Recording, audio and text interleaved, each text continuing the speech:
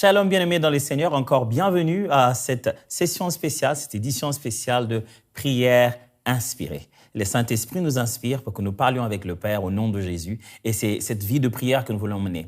On s'est décidé ensemble de parler de l'exercice dans la prière, comment on s'exerce pour avoir une meilleure vie de prière, que faut-il faire, de quelle manière on doit s'y prendre. Lors de la dernière session, j'ai eu le temps de parler avec vous sur le fait de jeûner, de se priver. Aujourd'hui, on va relire encore notre texte de base qui est Matthieu chapitre 26. Et on va lire cette fois-ci la partie où Jésus donne clairement ce conseil au verset 41. Matthieu 26, 41. Je vais le lire avec vous. Veillez et priez afin que vous ne tombiez pas dans la tentation. L'esprit est bien disposé, mais la chair est faible. Vous vous souvenez, Jésus ici, il va prier parce qu'il est clair. La Bible dit qu'il se sent triste et il est angoissé. Son état émotionnel est perturbé. Frères et sœurs, de fois, on veut bien prier, mais notre âme ou notre corps n'est pas prête à prier. Pendant que notre esprit, qui aime cette activité spirituelle, qui est la prière, notre esprit est disposé. Et pourtant, notre corps ou notre chair, ce mélange de nos besoins biologiques et physiologiques et psychologiques qu'on appelle la chair, cette tendance de l'homme à être tourné vers ses plaisirs et ses désirs selon que le monde lui propose, ce qu'on appelle la chair, eh bien ça, c'est pas disposé. Ça n'a pas envie de ça. Quand on regarde la télé, on regarde, c'est l'heure d'aller prier. Non, je veux juste finir la dernière partie, puis je vais m'en aller. Et donc, on n'est pas toujours disposé dans l'autre côté de nous à pouvoir prier. Pourtant, l'esprit est disposé.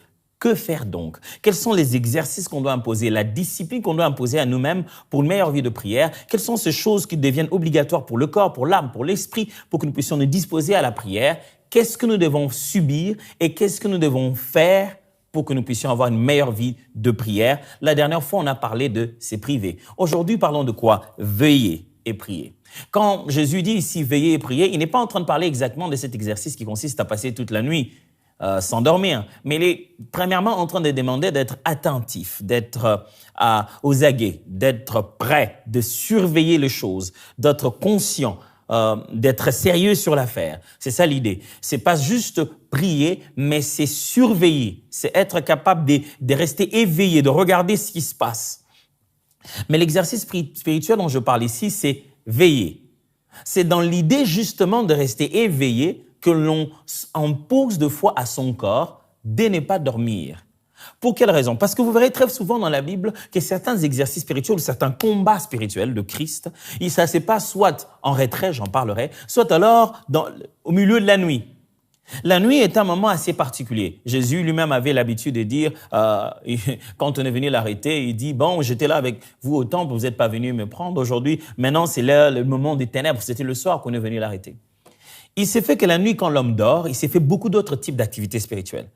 Nous recevons des songes, nous ressentons des attaques, certaines choses se font la nuit. Et lorsque nous voulons apprendre à nous exercer dans la prière, il est important d'imposer à son corps de combattre son sommeil. Dans la liste des choses dont on doit se priver du sommeil est quelque chose de très, très différent. Se priver du sommeil pendant la nuit, c'est un exercice totalement différent. Quand vous vous privez du sommeil pendant la nuit, vous avez plus de temps pour prier, mais aussi vous avez moins d'activités autour de vous, moins de distractions, et j'allais presque dire, vous avez moins d'autres personnes actives, vous pouvez vous concentrer comme il se doit. Veillez. Mes frères et sœurs, si vous voulez apprendre à avoir une vie de prière intense, quelquefois, il faudra mettre votre corps dans l'inconfort de son sommeil. L'un de mes mentors, qui n'est plus, s'appelait Alain Moloto. Je me souviendrai qu'une fois, je le voyais tout le temps se promener avec ses lunettes de soleil, même quand on entrait dans des pièces où il n'avait pas besoin de ça. Je lui disais, mais c'est quoi ça? C'est qu'est-ce qu'il y a? Je ne le connais pas comme un frimeur, c'est pas quand même d'un frime. Alors, il m'a dit, non, ces derniers temps, j'ai tout le temps mes petites lunettes, je veux me la jouer à l'américaine. C'était une blague. Mais après, j'ai découvert qu'il était en train de faire des mois de prière nocturne. Il ne dormait pas. Alors, qu'est-ce qu'il se faisait quand on allait dans ses réunions? Sous ses lunettes, il était en train de dormir en plein milieu de la journée. Donc, pour ne pas déranger les gens, pour ne pas donner l'impression d'être hyper spirituel parce qu'il veille, il voulait même pas en parler. En fait, il voulait que quand il dormait dans nos rencontres, on se rende même pas compte qu'il dormait en réalité. Cet homme faisait des nuits. Je m'en suis rendu compte parce qu'à ce moment-là, je suis allé habiter chez lui pendant un moment de retraite. Il passait toute la nuit à tournoyer sa parcelle en train de prier. en train de prier. Je me suis réveillé à un moment un peu vers 3 heures. Je me dis, OK, je me réveille, je défonce l'aurore pour aller prier. Je le trouve déjà en train de prier. Je dis, à quel moment je vais le dépasser, ce gars? Un jour, je finis par comprendre que c'était vers 23 heures avant minuit qu'il s'est levé déjà et il allait prier jusqu'au petit matin. Veillez, mes frères et sœurs. Apprendre à prier la nuit. Vous devez apprendre à le faire. N'attendez pas la veillée de l'église. Prenez vos enfants, décidez vous-même, dites-vous, aujourd'hui, je vais prier. Et je vais prier la nuit. Si vous voulez réussir à faire une prière de nuit, le meilleur conseil, c'est d'être capable de bien dormir pendant la journée. Ne vous épuisez pas dans la journée, vous allez rendre encore cet exercice plus difficile. L'avantage, c'est que la nuit, vous n'avez rien qui presse. L'une des choses qui dérange la vie de prière, c'est l'activité à faire après le temps de prière. Parce que plus le temps passe pendant qu'on prie, plus on commence à penser, qu'est-ce que je vais faire après? Oh, ça va être l'heure du boulot. Alors c'est pourquoi vous priez rapidement le matin avant de partir, parce que vous devez vous préparer. Le soir, vous êtes déjà sous le poids du sommeil. Mais quand vous vous êtes décidé de ne pas dormir, il n'y a rien qui presse. Vous avez tout le temps pour prier. Et faire l'exercice de la prière la nuit, c'est un merveilleux moment. Imaginez-vous que c'est pendant la nuit que Dieu vous donne les songes. Et imaginez-vous qu'au lieu de dormir, vous êtes éveillé et vous les recevez comme des visions, comme ça, d'éveil. C'est fantastique d'apprendre à veiller. Veiller vous apprend à être éveillé aussi spirituellement. Il y a une corrélation dans ces deux choses-là. Jésus-Christ, quand il voulait prendre des décisions importantes, il ne dormait pas. Quand il voulait choisir les disciples, il s'est mis à prier toute la nuit. Il devait choisir lesquels devaient être les apôtres.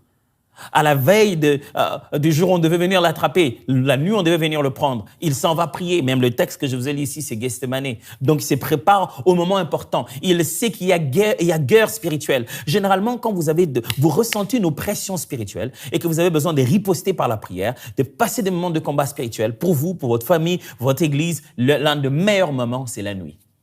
Vous vous réveillez la nuit. Là, vous pouvez avoir tout le temps de bien passer ce moment de prière et de combat spirituel. Autre chose, que pouvons-nous encore faire lorsque nous voulons justement rester, s'exercer dans la prière et grandir dans la prière? À part jeûner, que j'ai dit la dernière fois, et veiller, que je viens de dire aujourd'hui, vous pouvez aussi apprendre à faire la proclamation audible de la parole. Dieu dit à Josué que ce livre de la loi ne s'éloigne pas de ta bouche. Vous savez, c'est ce fameux verset que nous mettons dans notre Bible à nous tous, la première Bible en Christ. Josué chapitre 1, verset 8. Que ce livre de la loi ne s'éloigne pas de ta bouche, médite-le jour et nuit, afin que tu réussisses dans tes entreprises. Voilà. Il dit, médite-le jour et nuit, afin d'agir fidèlement selon tout ce qui est écrit. Il dit que ce livre de la loi ne s'éloigne pas de ta bouche, médite-le jour et nuit. Des fois, en disant méditation, surtout nous, les francophones, on entend par là une réflexion de la pensée, c'est parler, c'est le dialogue, un monologue interne, on réfléchit. Or, les mots qui est là-bas, c'est soliloquer. C'est vraiment le bon mot, le soliloquer. C'est-à-dire, la parole devait être prononcée, déclarée. L'un des exercices importants à faire lorsqu'on veut grandir dans la vie spirituelle, dans la prière, il faudrait apprendre à lire à haute voix la Bible ou à proclamer à haute voix les Écritures. C'est pas juste comme support de votre prière. C'est pas dire, Seigneur, je te demande ton esprit, car il est écrit, aussi mauvais que sont vos pères sur la terre, qui vous donnent tout ce que vous leur demandez. Non. C'est juste que votre méditation du jour, vous êtes en train de la faire à haute voix. Aujourd'hui, vous êtes en train, le commencement était la parole était avec Dieu. Vous faites les 100 pas avec ça. Vous avez une suite des Écritures à lire. Vous lisez, vous lisez, vous lisez. Pourquoi? Parce que la Bible est claire. Elle dit que la foi vient de ce qu'on entend. Elle ne dit pas ce qu'on entend vient des serments du prédicateur, mais dit que ce que l'on entend, c'est d'où ça vient. Pas quel est le moyen qui les communique, mais quelle est la source. Ce qu'on entend vient de la parole de Christ.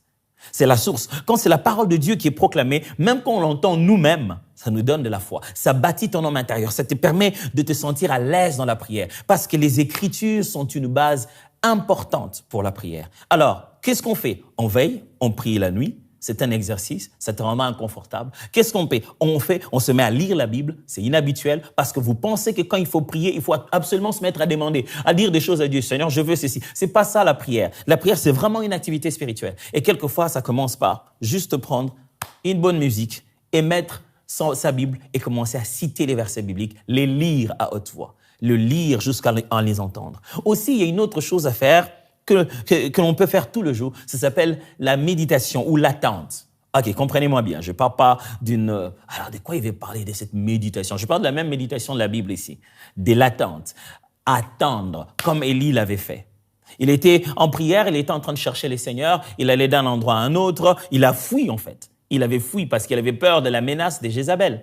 Mais il se retrouve qu'il commence à prier, Seigneur, prends-moi, je ne suis pas meilleur que les autres. Dieu lui dit, ok, déplace-toi, va à tel endroit. Il l'amène là-bas, la Bible dit, il était là pour attendre. Dieu lui a dit, viens ici et attends. Et à part ça, l'autre fois, avant qu'il fasse descendre la pluie après le feu, il s'est mis à prier. Et il demande à chaque fois à son serviteur d'aller voir s'il y a un signe de la pluie. Et il attend. Nous ne savons pas attendre 2 fois dans la prière. L'attente est un exercice très, très important. C'est méditer, juste réfléchir, donner du temps à Dieu. Si c'est une conversation, alors vous devez donner du temps à Dieu. Attendre. Des fois, les gens pensent que quand il est dans la prière et qu'il ne dit rien, c'est un temps mort. Non, le silence est important dans la présence de Dieu. N'est-ce pas la Bible qui dit « L'Éternel est dans son temple, que toutes les nations se tiennent en silence ». Le silence, pardonnez-moi, fait partie de notre expression de sa majesté. Nous sommes en train de dire « C'est un grand roi, tenons-nous en silence devant lui ». Et quelquefois, il est très important de juste se taire.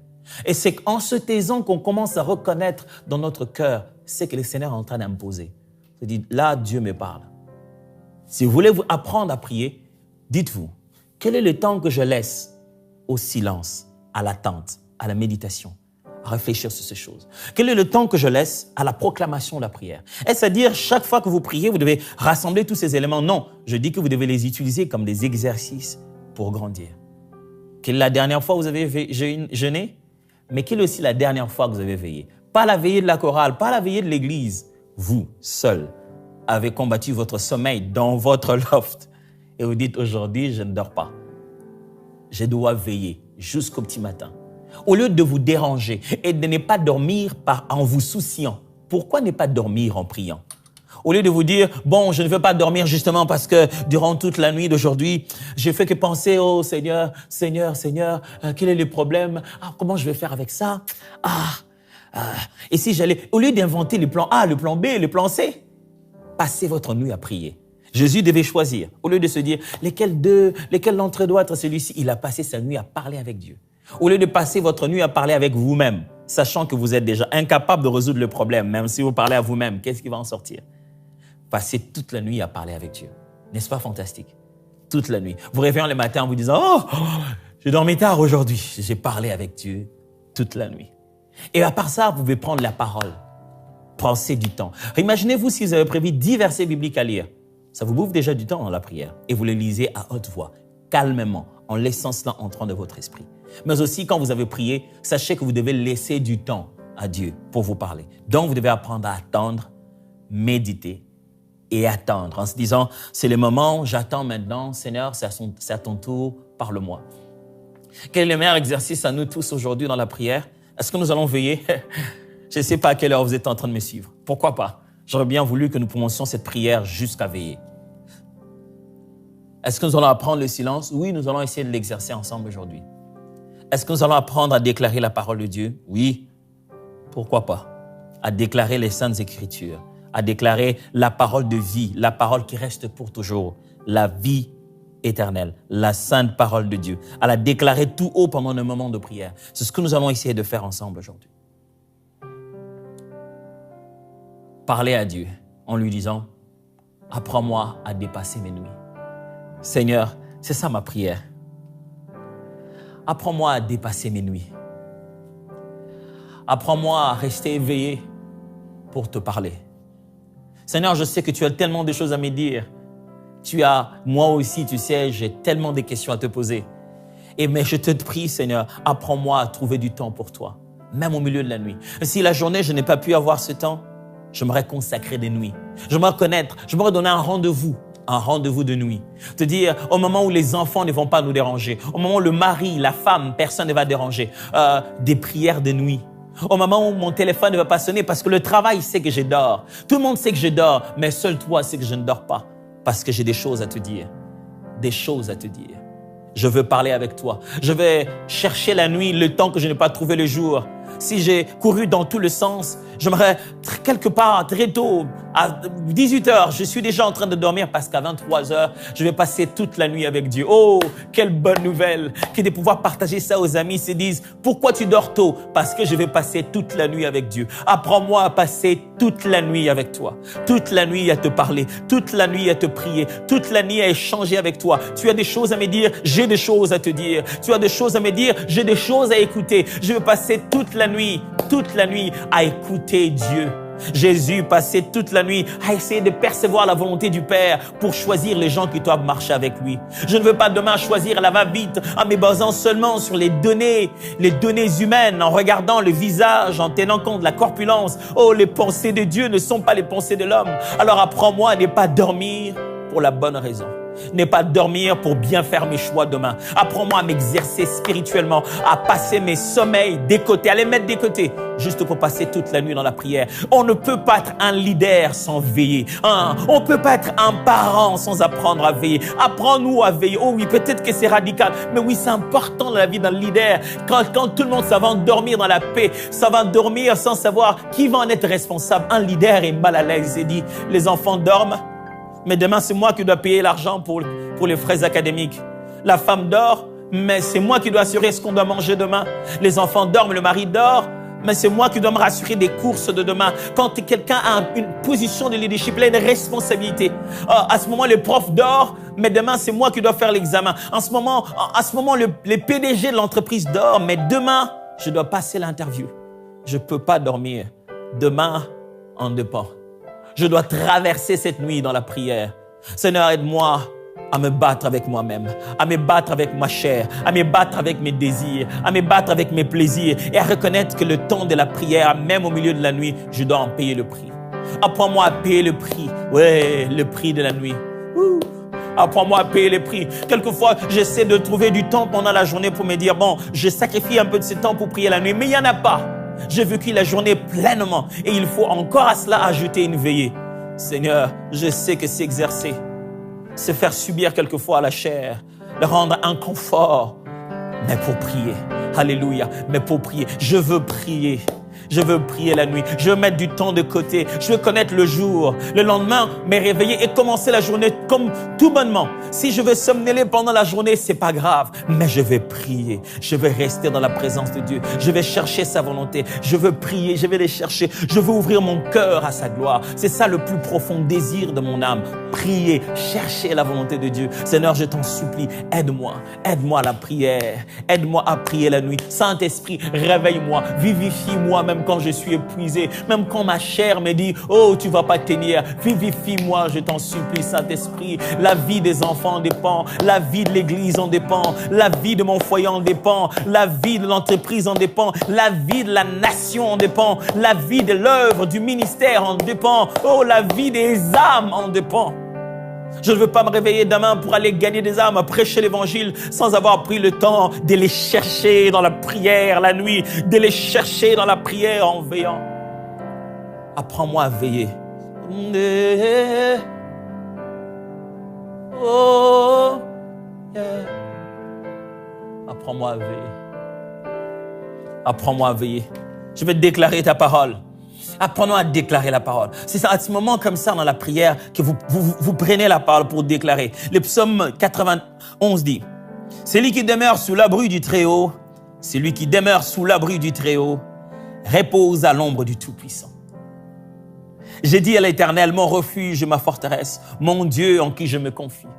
Celui qui habite sous l'abri du Très-Haut, celui qui demeure sous l'abri du Très-Haut, repose à l'ombre du Tout-Puissant. Celui qui habite sous l'abri du Très-Haut, celui qui demeure sous l'abri du Très-Haut. Atoms, demeure sous l'abri du Très-Haut. Tu reposeras à l'ombre du Tout-Puissant. Atoms, reste dans la présence de Dieu et il te couvrira de sa protection. Deviens l'ami de Dieu et il deviendra ton protecteur. Deviens l'ami de Dieu et il assurera ta sécurité. J'ai dit à l'Éternel, mon refuge, ma forteresse, mon Dieu en qui je me confie.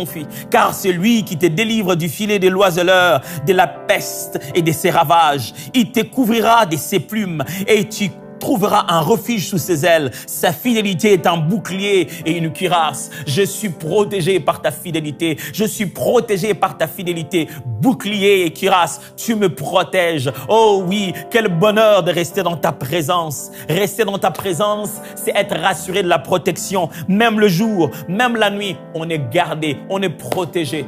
On est gardé, on est protégé. C'est lui qui habite sous l'habit du Très-Haut, repose à l'ombre du Tout-Puissant.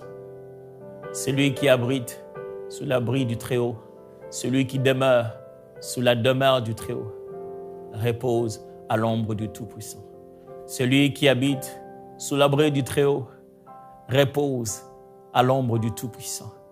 J'ai dit à l'Éternel, mon refuge, ma forteresse, mon Dieu, en qui je me confie, car celui qui te délivre, car celui qui te protège, c'est lui qui habite sous l'abri du Très-Haut.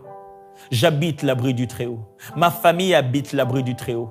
Mon ministère habite l'abri du Très-Haut. L'église, mon église habite l'abri du Très-Haut. Ma vie habite l'abri du Très-Haut. J'habite l'abri du Très-Haut pendant ces temps difficiles, pendant ces moments de pandémie. J'habite l'abri du Très-Haut. C'est là, c'est sous l'abri du Très-Haut que je vais tout faire abriter. Je demeure sous l'abri du Très-Haut et je profite de la bénédiction du Tout-Puissant.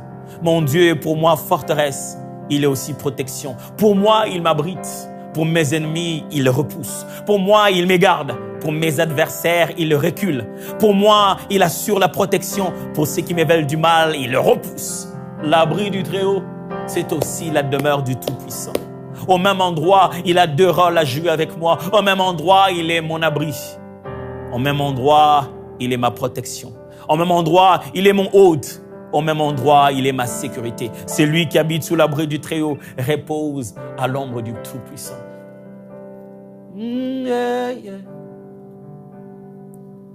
Déclarez la parole de Dieu. Quelle est la parole de votre circonstance? Quelle est la parole de ce moment? Quelle est la parole de l'époque? Sur quoi Dieu vous parle ces derniers temps? Prenez cette parole. Lisez-la à haute voix. Entendez-la par vous-même. Laissez Dieu vous entendre parler. Parlez de ça. Laissez votre esprit se nourrir de cela. Laissez cela guider votre prière. C'est comme ça qu'on se mûrit en esprit.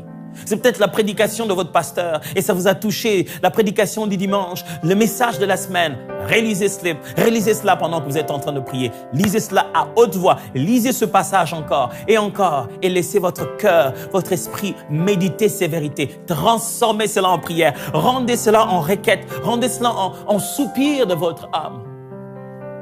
Et après, restez là devant lui, dans le silence, en méditant ces vérités. Parce que si on parle avec Dieu, on doit apprendre à l'écouter. Yeah.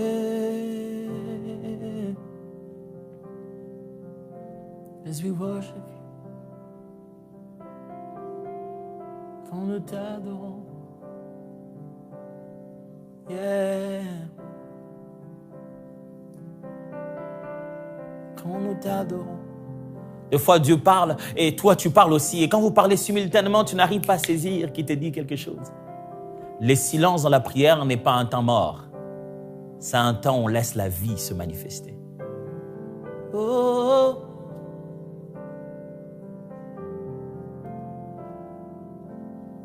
Quand nous t'adorons,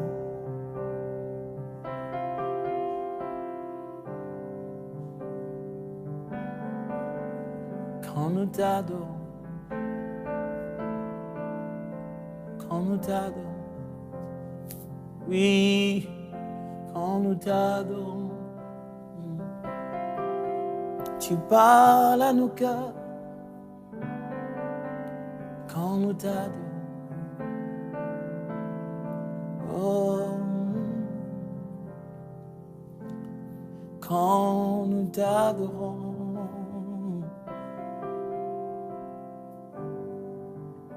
Tu ouvres notre esprit, tu parles à nos cœurs, tu mets les sceaux à tes instructions. Oh oui, quand nous t'adorons. Yeah. Tu parles à nos cœurs Quand nous t'adorons, tu parles à nos cœurs. Quand nous t'adorons, tu parles à nos cœurs. Oh, quand nous t'adorons, tu parles à nos cœurs. Dans le silence, tu parles à nos cœurs. Quand nous t'adorons, faites de cela une discipline personnelle. Apprenez à jeûner. Apprenez à veiller. Apprenez à déclarer les saintes écritures dans la prière. Apprenez aussi à vous taire. Apprenez à méditer. Apprenez à laisser Dieu vous parler. Ce sont des exercices importants qui permettent à votre vie de prière de s'intensifier et de se mûrir. Le tout n'est pas à faire en une seule séance, mais puisez chaque fois selon que l'Esprit vous en donne la conviction. Les exercices qui vous rendront certainement confortables, mais qui seront très, très efficaces pour votre homme intérieur. Quant à moi, je vous vois au prochain numéro et on va encore développer davantage les autres exercices qui nous donneront une meilleure façon de prier, une meilleure façon de grandir dans notre vie de prière. Dieu vous bénisse.